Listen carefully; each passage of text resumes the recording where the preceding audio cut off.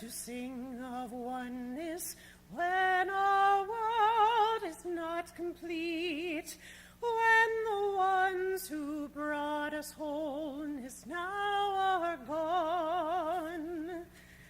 Yet the fullness of their life is part of what we have become, and their spirit in our memory lives on. Hamakom yunachem etchem, Hamakom yunachem etchem, Hamakom yunachem etchem, Betog shehad avilei Zion v'Yerushalayim. It is hard to sing of oneness when our world is not complete, when we feel as though we walk the path alone. Now with memory to guide us, give us strength to find our way, grant us courage to remember and to grow. Hamakom yunachem etchem, Hamakom yunachem etchem, Hamakom yunachem etchem, Betog she'ad avilei Zion v'Yerushalayim.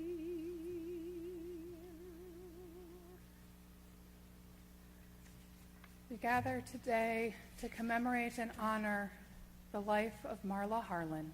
With any death, a piece of the divine spark is taken from the world. We gather to respect and reaffirm God's image in every person. Those who Marla touched form a community here in their grief to express the love, joy, and meaning that Marla brought to their lives. Mourning is a time filled with many emotions and memories, both bitter and sweet. We begin our service with the recitation of psalms and prayers, thus linking Marla's life with the millennia-old tradition of the people Israel and the eternity of God. Adonai ma'adam v'teda'ehu, ben enosh v'techashvehu. God, what are we that you have regard for us? What are we that you are mindful of us? We are like a breath, our days are like a passing shadow. We come and go like grass which in the morning shoots up, renewed, and in the evening fades and withers. You cause us to return to dust. Were we wise, we would understand where we are going. For when we die, we carry nothing away. Our glory does not accompany us. Mark the wholehearted and behold the upright. They shall have peace. God, you redeem the souls of your servants, and none who trust in you shall be desolate. Based on Psalm 147, God heals the brokenhearted and binds up their wounds. God reckons the number of stars, giving each one its name. Great and full of power is God, whose wisdom is beyond reckoning. God gives courage to the lowly and brings hope to the bereft. So may God always be with us. Our rabbis taught there are 3 crowns: the crown of Torah, the crown of priesthood, and the crown of royalty. But they emphasized that the crown of a good name excels them all. The book of Ecclesiastes says that a good name, a Shem Tov, is to be treasured above precious oil. Wealth, health, even life pass away, but a good name lives forever. It is this view that the Talmud teaches that monuments need not be erected for the righteous, for their deeds are their memorials. They will be remembered and revered for the kindness they have shown, for the love they have given, They are shining examples of what it means to be a mensch.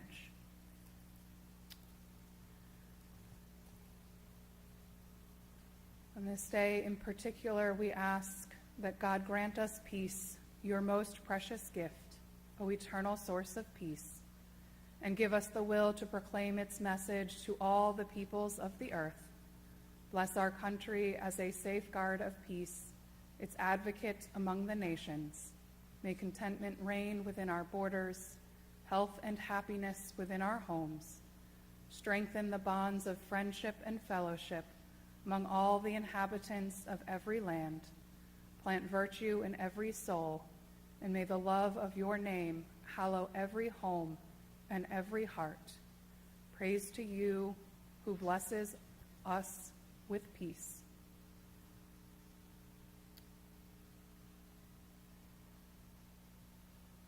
It is customary on Shabbat evening to recite Eshet Chayil, a woman of valor, that a husband would share these words to his wife.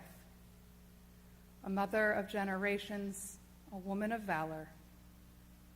She is precious in the gifts that she gave to our family. Her children have found trust and truth in these gifts. We follow in the patterns that she taught. She is robed in strength and dignity, and she smiled at the future. She opened her mouth with wisdom, and teachings of kindness were always on her tongue. We benefit and learn from her wisdom. May she always be credited for the fruit of her labor and her achievements, and may she live on in glory. As we recite the words of the 23rd Psalm, or as we hear the words of the 23rd Psalm sung beautifully by Courtney, we'll join together in the English afterward.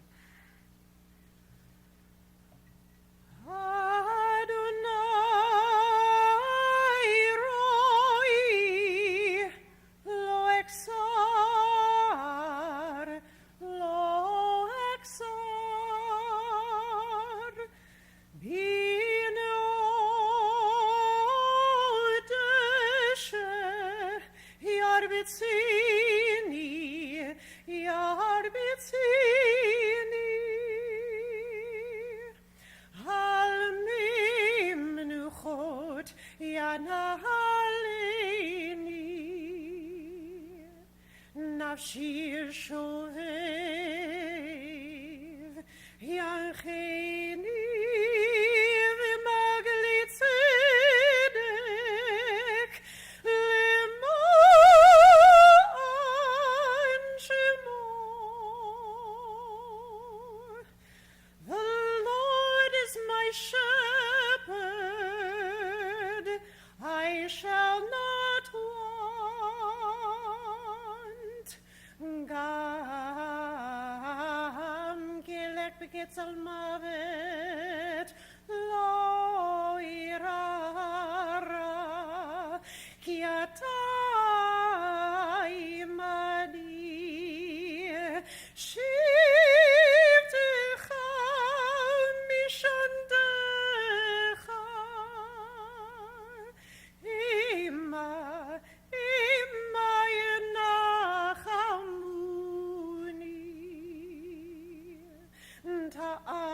ta'aruch lefanai shulchan neged tzurirai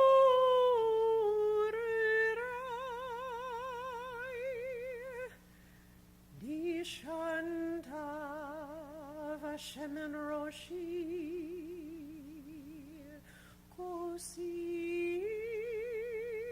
kosir vayar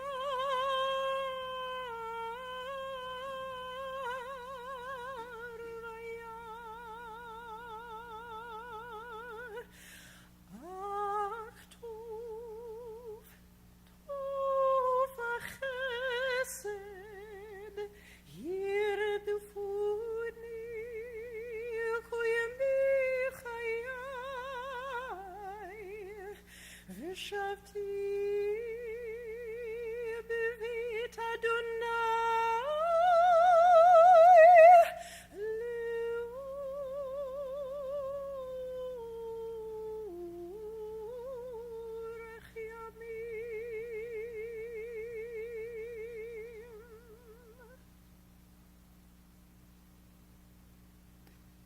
text is familiar, please join with me in whatever translation you may know. The Lord is my shepherd, I shall not want. He makes me to lie down in green pastures. He leads me beside the still waters. He restores my soul. He guides me in straight paths for his name's sake. Yea, though I walk through the valley of the shadow of death, I will fear no evil, for you are with me. Your rod and staff, they comfort me. You prepare a table before me in the presence of my enemies. You have anointed my head with oil. My cup runs over. Surely goodness and mercy shall follow me all the days of my life, and I shall dwell in the house of the Lord forever. It is an honor to invite forward Seth, Cheryl, Chad, and Nola to offer a few words. I believe, Seth, you are starting.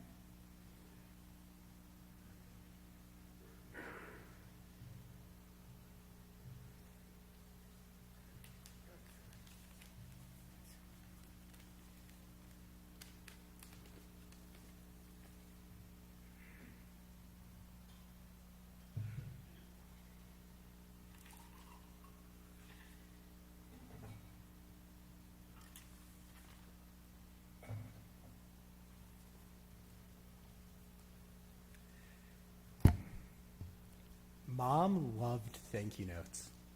The first thank you notes I remember writing were following my bar mitzvah, where she ordered me custom stationery and proofread each one. In turn, I also became a thank you note enthusiast. Were it not for Mom's insistence on timely and personalized thank you notes, I wouldn't have won over Paula. Shortly after we started dating as graduate students at Hebrew University, Paula invited me for Shabbat dinner, where she served a main course of chicken cooked with fruit, which her roommates and I still tease her about.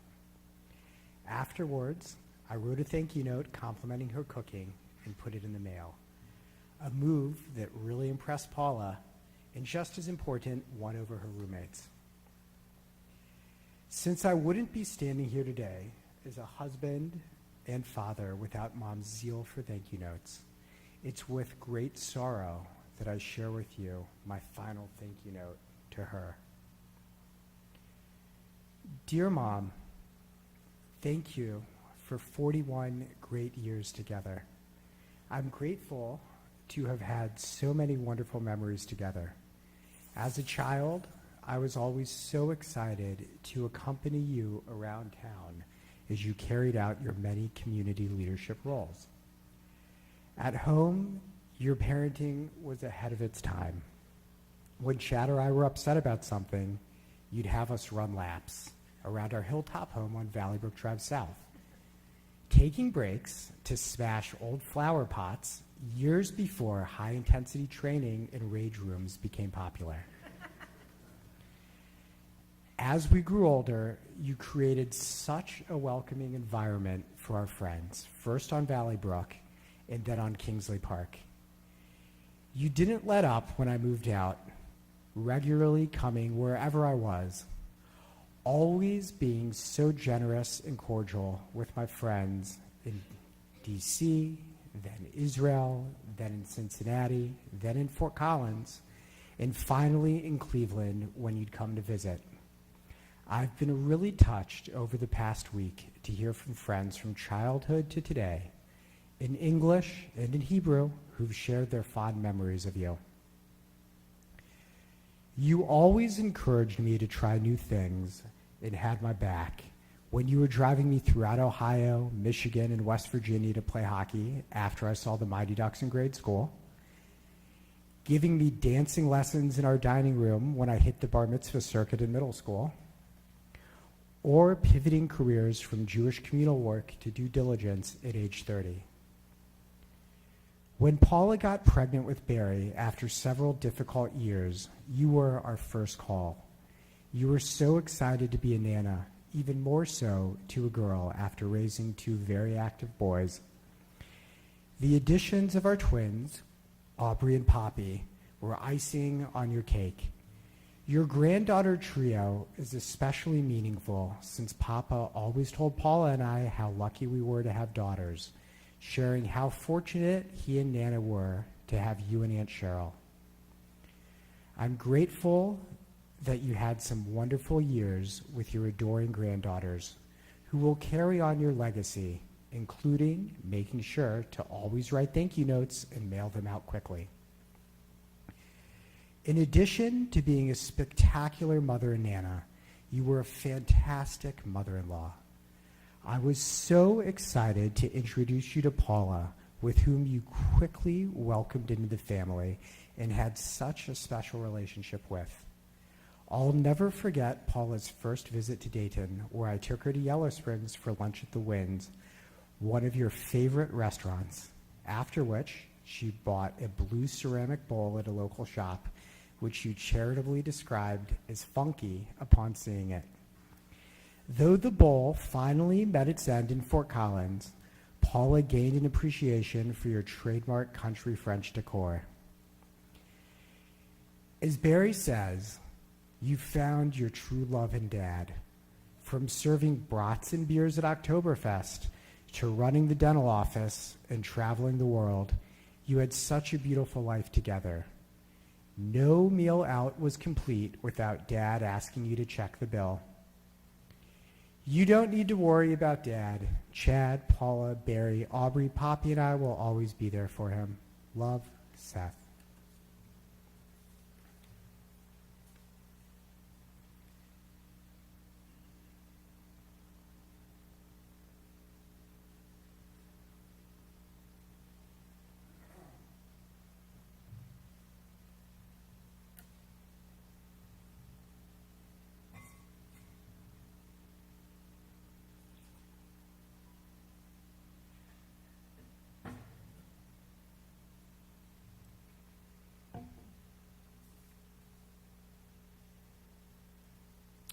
So in preparing this, I was trying to think of my first memory of my mother. I believe it was in I was probably 3 or 4 actually. It was at the JCC, but my teacher was Mrs. Crockaball.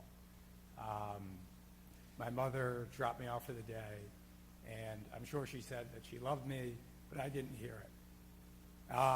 So I started crying profusely. No one could calm me down.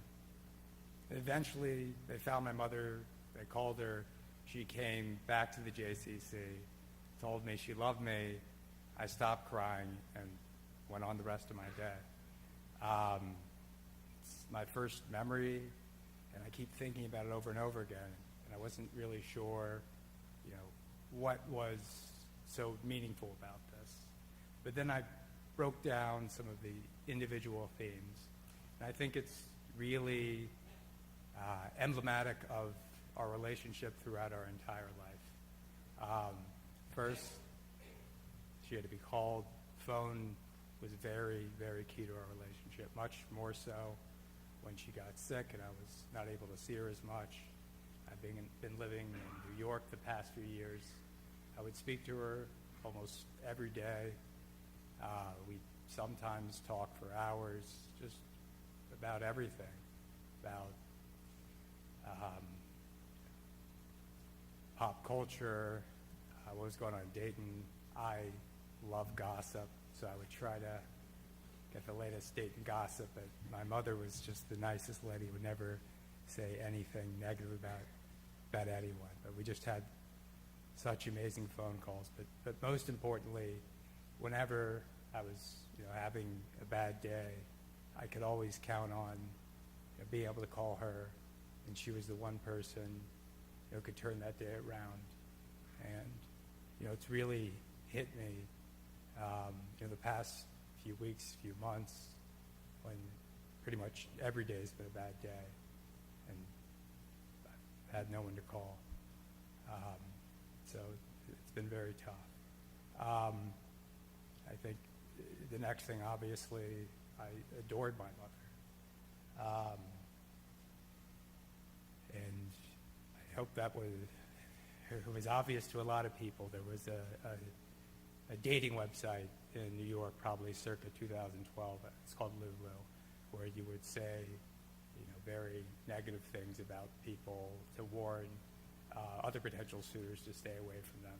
Most of the comments were about people cheating or whatever, but my comments were universally about how obsessed I was with my mother. So I had sort of a reputation, and I cherish that reputation. I don't know what they were thinking of writing that, whether it was an insult, but I wore that as a badge of honor. So, I absolutely adored her. And then she always, saw the best in people. She was incredibly loyal to her friends. She had a great group of friends. And then she was always loyal to me and saw the best in me. I was talking with Susan Katz about this the other day. There was I had a reputation as a bit of a troublemaker most of my life. I still might. And for our senior prank, I thought it'd be a good idea to take, my mom had a box of probably about 500 envelopes. A couple hundred of them, I went over to my friend David Weissman's house, and we forged the Miami Valley School logo, our headmaster's signature. We wrote a plea to all the parents. The school wanted to encourage safe sex and for them to donate various inappropriate objects. And this was before COVID, when all that sort of stuff in school wasn't normal. So it was a giant shock. There were all these meetings. They were trying to figure out who it was. They were talking about expelling people. Everyone knew it was me, except for my mother. I think Jane Miller might have been the first person to call the house and ask my mother about it. My mother insisted I was innocent. And then she went looking through her office supplies, and she noticed 250 envelopes were missing. And then even after that, I said, David put me up to this. And she still thought I was innocent. She blamed the entire thing on David when it was my idea. She just always saw the best in people. And then leading into that, I think the last thing is drama. Obviously, there's a lot of drama that surrounded me growing up, and probably until recently, maybe even still. She would always entertain all of my drama, and it was, a bit immature, and it lasted longer than it should have. At the beginning of COVID, I had what I thought was something I was embarrassed about. When I moved home, I switched from practicing attorney and went back to business school, but because it was remote learning, I had to live at home for almost a year at 34 years of age. And I was pretty embarrassed about it. All of the drama was level 100. But at some point during that year that I spent with her, our relationship, we finally developed an adult relationship. Stopped being about my drama, and we became, every night we would watch these various British crime dramas on the BBC's Acorn app. Our favorite one was Grantchester. So I think at that point, our relationship sort of switched from being about all of my drama and that I would drag her into, to where we could finally just enjoy each other's company and watch, British crime dramas. And I, wouldn't trade that year for the world. And then since then, we really just, we always had a great relationship. It became more of a relationship of an adult relationship. So what, could have been and was for a bit very, trying time for me became, I think, the most important experience of my life. Just getting to know my mother as an adult, and, she truly, say she was my best friend. She's, the one person that got me, and it's going to be tough. It's going to be tough not being able to get her on the phone anymore. I loved her, very much. It seems like, it's a great turnout that everyone else did. Thanks for coming.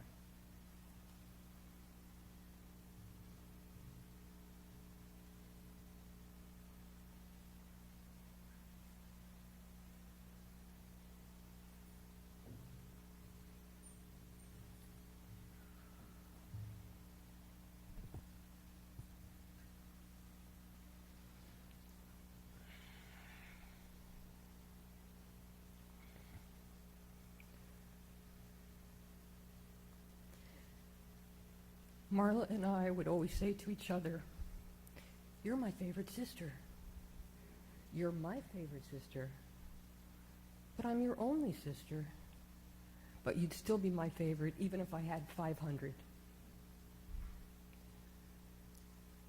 When we were growing up, I used to follow my big sister and try to get her and her friends to play with me.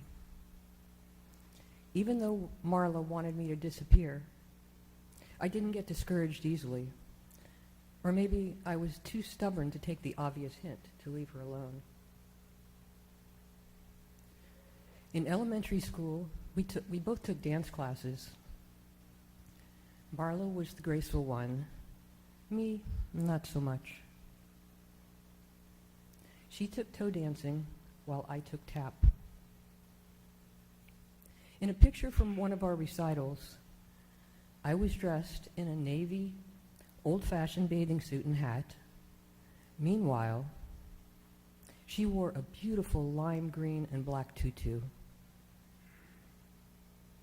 She had a smile on her face, posing gracefully, and I'm intently looking up at her, trying to get her attention and mimic her with my arms stretched straight out. I looked more clumsy than delicate. Ah, the life of a younger sister who idolized her big sister. In 2003, Marla traveled to China with me when Nola became part of our family. The day they brought the children to us, our guide told me to go upstairs and get some paperwork for the adoption officials. When the children arrived, I hadn't returned, and they tried to hand Nola to Marla. Marla said no, she wasn't the mother, and she felt they should wait to hand Nola to me, as I should be the first one to hold her. This was just one example of Marla's thoughtfulness. Marla and Nola bonded instantly, and Nola became the little girl Marla never had, and stayed so forever. When Marla got cancer, I came to visit her regularly. When we weren't together, we would talk every day. During her treatments, we knew she was going to lose her hair. I wondered how I could support her during this time, then remembered how a friend had told me that when her sister had cancer, she shaved her head in solidarity. The following week, I flew to Dayton, wearing black jeans, black shoes, and a black sweatshirt with the hood pulled up. After we hugged, Marla looked at me and said, "I didn't recognize you. Maybe because you're dressed in all black?" I pulled down the hood, exposing my shaved head, and said, "Do you recognize me now?" She looked so shocked, and then started to cry. I did too. We were united then and in many other times to follow. True sister spirit helped us both through so many challenges.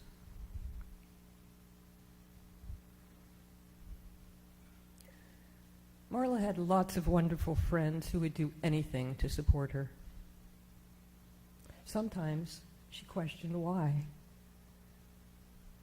I'd remind her that she was a fantastic friend to so many people, and they loved her so much. I am so grateful for all her amazing friends. They were invaluable to her and supported our entire family throughout Marla's cancer journey. I so appreciate all of you and can never express how much Marla loved you. We are also thankful for Marla's incredible team of caregivers who not only helped her, but our whole family.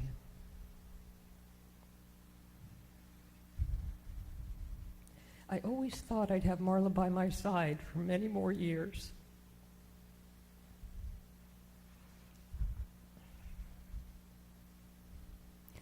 All the time we spent together was precious. Even the hard times we recently suffered.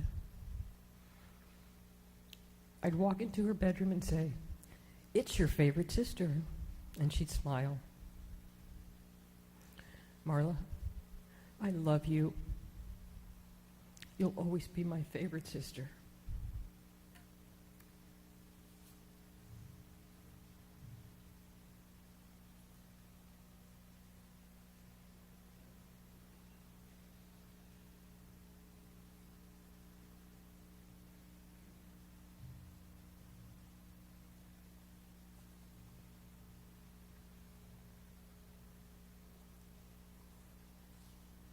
It was no secret that growing up, my Aunt Snarla was my favorite person in the world. Sorry, Mom. For those of you who don't know or who have forgotten, allow me to share the story of her one-of-a-kind nickname. When I was around 5 years old, my Uncle Steve began calling me Snola, himself Sneven, and my aunt Snarla. Much to her chagrin, Snarla was the only one of the three nicknames that truly stuck.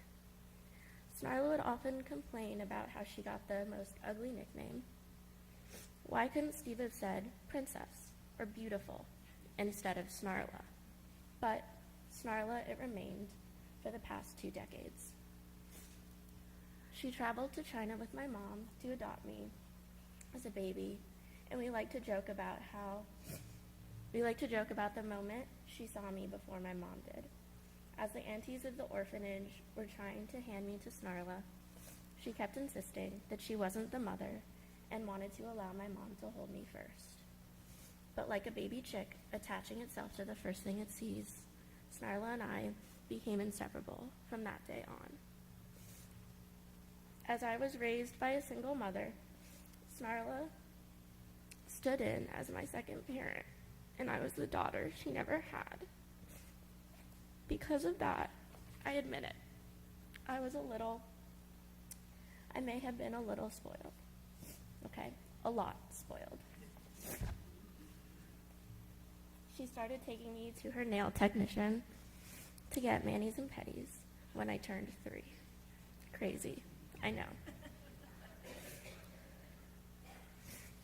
I never liked sleepaway camp since I would feel homesick after only a couple days. But I never missed an opportunity to visit Camp Snarla, as we called it. I would fly up to Dayton every summer and most spring breaks. For the first decade of my life, I thought the greatest privilege of all was being allowed to sleep on the floor next to her bed. We would take road trips to Chicago to visit the American Girl doll store, and as I got older, go shopping, as she was my fashion consultant. I never bought an outfit without her opinion. And true to herself, she would always be kind, but honest, leading her to be one of my biggest confidants and support systems. We talked almost every day about anything and everything. In high school, I was telling her how unhappy I was at school, and offhandedly asked her if I could come live with her and Steve for the next 2 years and finish my education in Dayton. Without a second thought, Snarla said, "Absolutely, Yes, as long as it was okay with Steve. Because of their generosity and willingness to open their hearts and home, I was able to live in Dayton, make new friends, and enjoy the remainder of high school. She never expected to go back to full-time parenting in her late 60s, but took on the role without hesitation, driving me to and from school, tutoring, and my friends' houses, helping me with assignments, and embracing all the typical duties for a parent of a teenager. Before I even arrived in Dayton to begin the school year, she consulted with her interior decorator to design my bedroom, providing me with a space that was all my own, as well as perfectly furnished and color coordinated.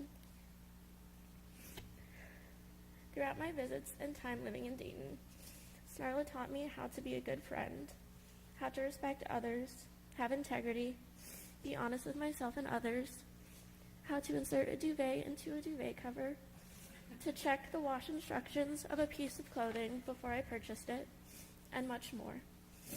She was one of the strongest people I know, and I admired her positive attitude, spunky nature, and determined spirit, even when things were less than favorable.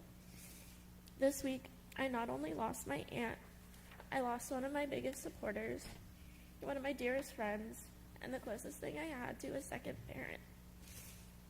Though the nicknames Snola and Sneven were somewhat forgotten over time, my aunt's nickname will never fade away.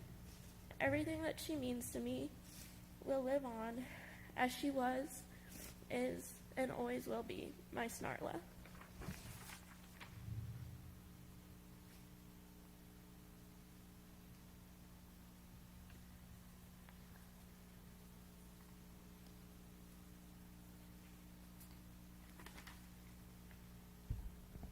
When dying is over, a different kind of memory takes over. Not the memory that is obituary, not the memory that records the past indiscriminately, but an active memory that sifts through the ashes of the past to retrieve isolated moments that give heart to the future. That memory is an act of resurrection. It raises up from oblivious the glories of forgotten years. Even the memories of failure, the recollections of frustration and regret are precious.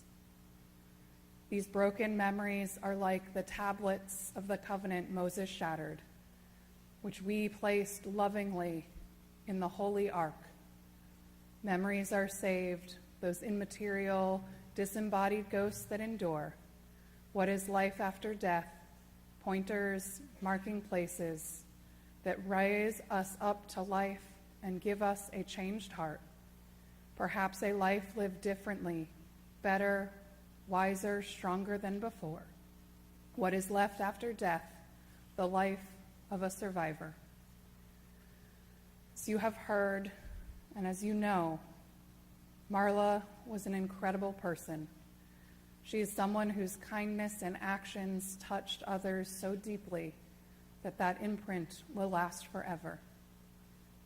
It leaves us now with pangs of grief in her absence, but that brokenness, like the tablets of the covenant that were shattered, are kept alongside the whole ones in the Ark of the Covenant. The broken, the pain, along with the whole and the holy. We will carry with us through these days, weeks, and years ahead Marla's memory, Marla's teaching, Marla's love.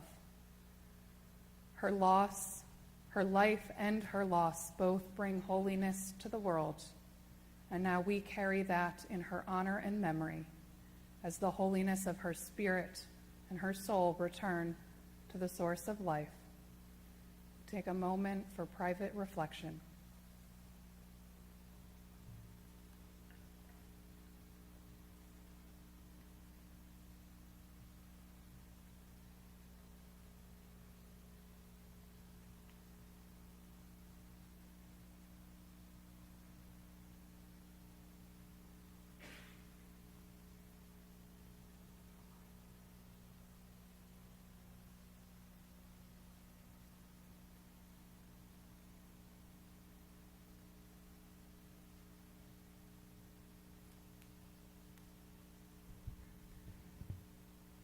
a moment, we'll hear Courtney sing the words of Esa Enai, although there is one additional reading that will be shared on behalf of a family member that is not here.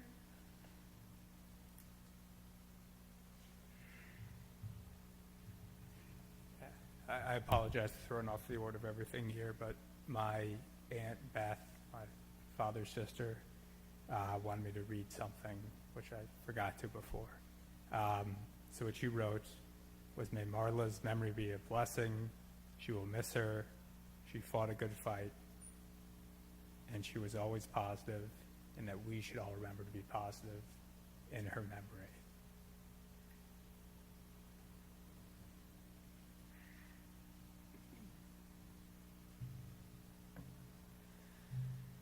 Esainai el harim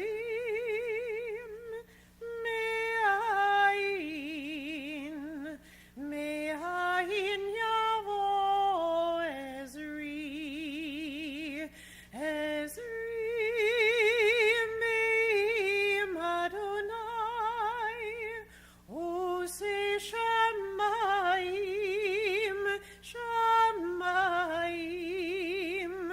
va'aretz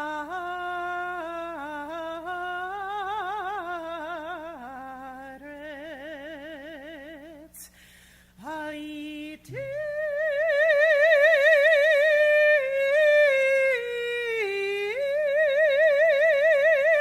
lamot raglecha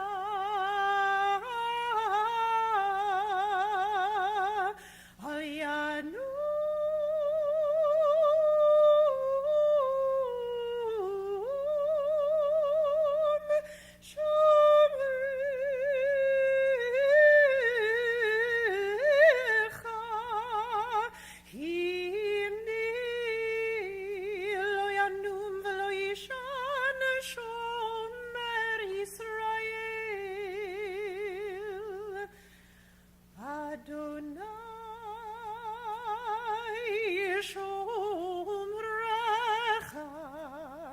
Adonai tzilcha ayad yeminecha Yom HaShemesh lo yakeka v'yariach balayla Adonai yishmorcha mikol ra yishmor et nafshecha Adonai yishmor tzetecha uvoecha me'ata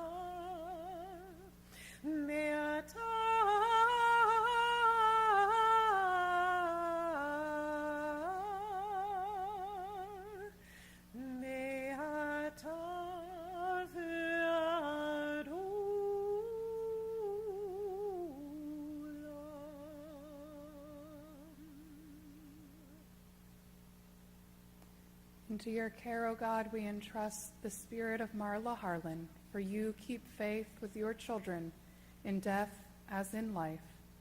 As we continue with the traditional words of El Malei Rachamim, rendered first by Courtney and then in translation, I invite you to rise in body or spirit as you are able.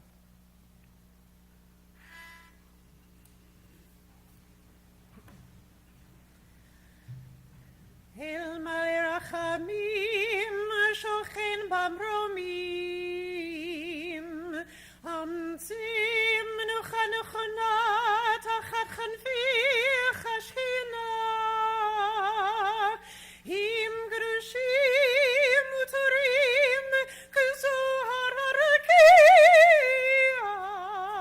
mazirim Et nishmat Miriam bat Aharon v'Frida shalcha